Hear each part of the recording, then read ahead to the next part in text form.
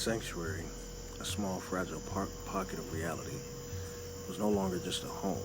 It was a besieged fortress, and I was its sole defender. The conflict had escalated beyond the intellectual chess match with Alyssa.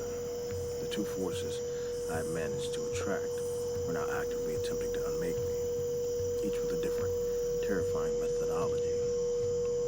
From the outside, the Syndicate's harmonizing beacon was a constant, dull pressure, a crushing weight of order. Its chi signature was a single, pure, unyielding note of harmony that sought to force my sanctuary into conformity, to reweave my temporal field back into the fabric of the planar world.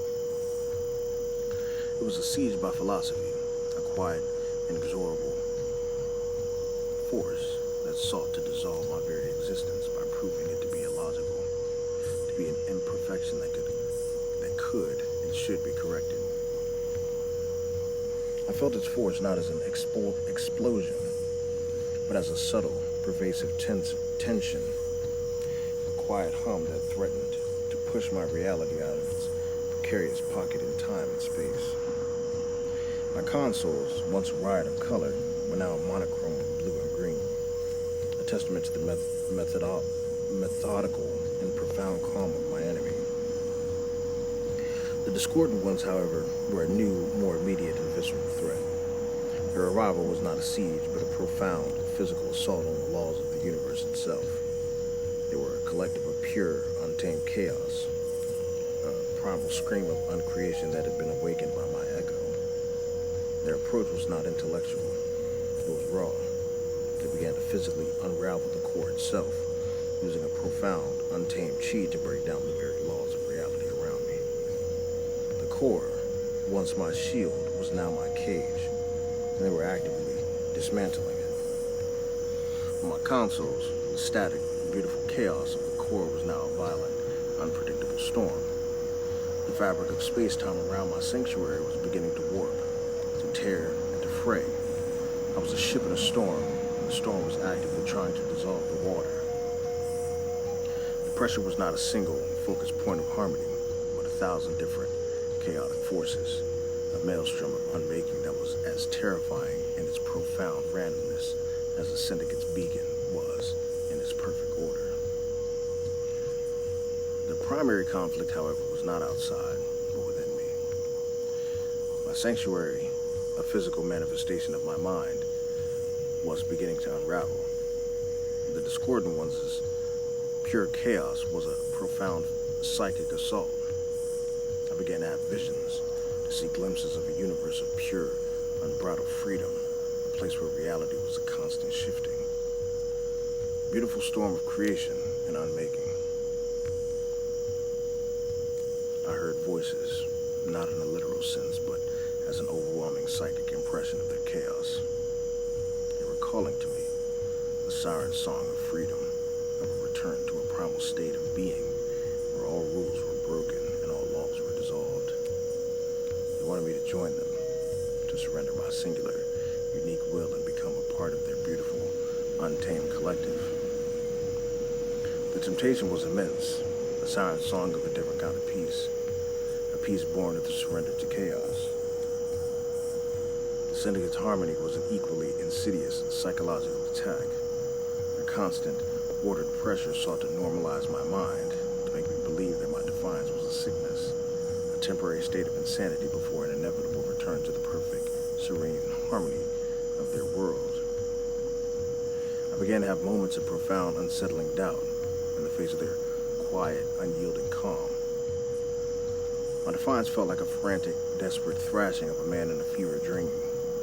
The idea of surrender, of being woven into their perfect tapestry, once a terrifying prospect, now felt like a profound, comforting relief.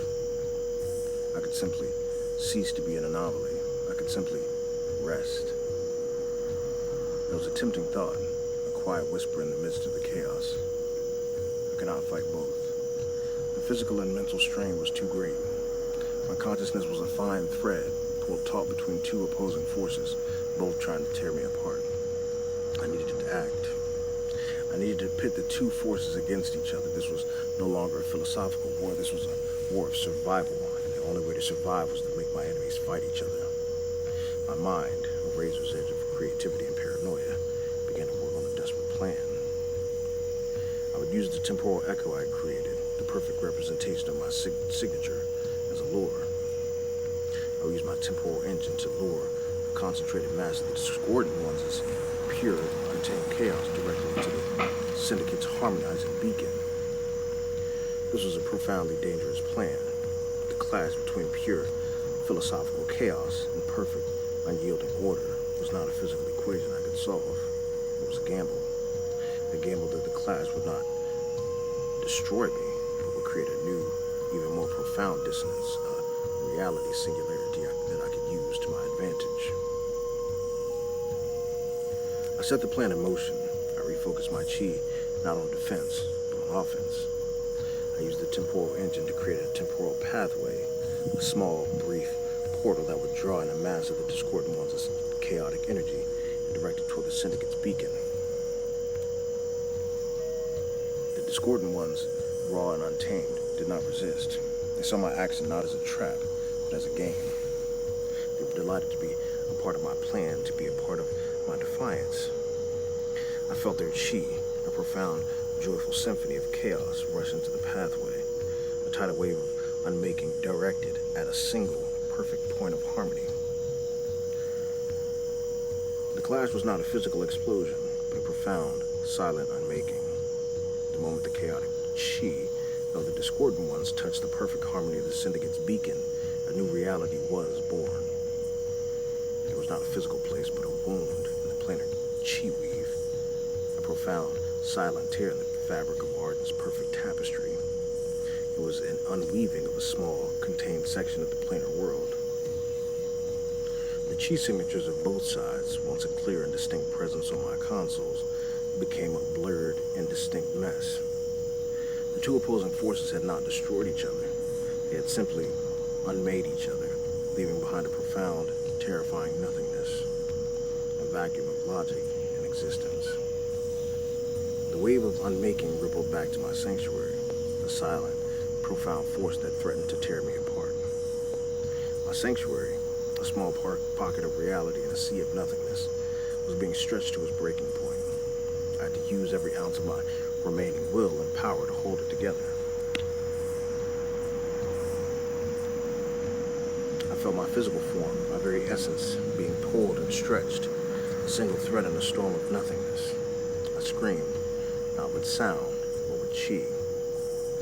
A profound, desperate cry of defiance that was the only thing holding my reality together. I had to choose. I had to sacrifice a piece of my sanctuary to save the whole. I let go of the out-of-time walls, and in a flash of light, they were unmade, rewoven back in the fabric of the planar world. I'd survived, but at a terrible price. My sanctuary was now a ghost of its former self, its protective walls gone, replaced by a single, fragile shield of raw will.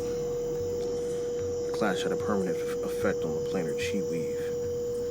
It had created a new, persistent wound in Arden's tapestry, a scar that would never heal.